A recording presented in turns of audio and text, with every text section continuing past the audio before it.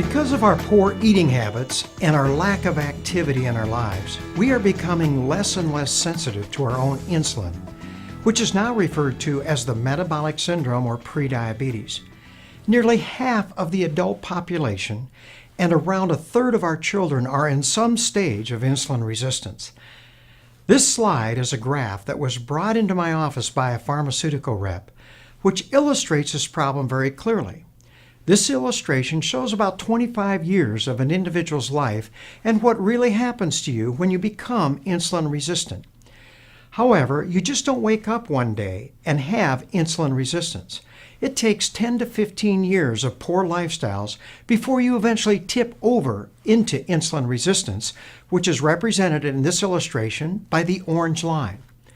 Once this happens, the body compensates for this situation by producing more and more insulin, as represented by the green line.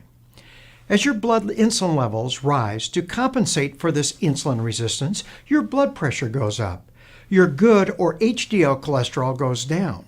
Your triglyceride levels, that other fat in the blood, goes up. You start gaining an unusual amount of weight around your middle, and your arteries begin aging much faster than they should. However, as long as the green line is able to parallel the orange line, your blood sugars, which are represented by the blue line, remain normal.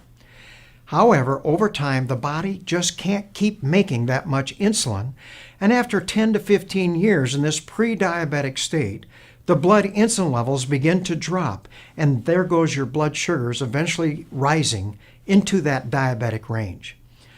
Physicians traditionally just pay attention to our blood sugars and only become concerned once your blood sugar begins to rise. By the time I or any physician diagnose a patient as becoming diabetic in their office, 60% already have major cardiovascular disease because they have had this accelerated aging of their arteries going on for 10 to 15 years before they become diabetic.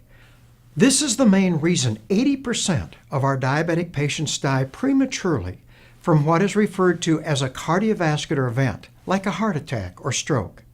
Now, this was true in 1970 and is still true today in spite of all of our new medication and treatments for diabetes.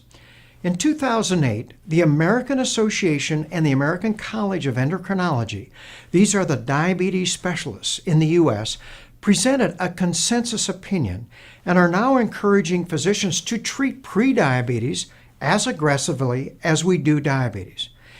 They reviewed the worldwide medical literature and concluded that the best treatment is intensive lifestyle changes. Since it is poor lifestyles that got us into this situation in the first place, it only makes sense that healthy lifestyles that actually improve insulin sensitivity can get us out of this problem. Not only does this insulin resistance lead to diabetes, but those individuals who have underlying insulin resistance just can't lose weight. In fact, they hold on to fat like a sponge holds on to water. This is why RX's weight management system not only accelerates weight loss, but also encourages you to firmly establish these new, healthier lifestyles that will not only help you maintain your healthy weight permanently, but also improve your insulin sensitivity.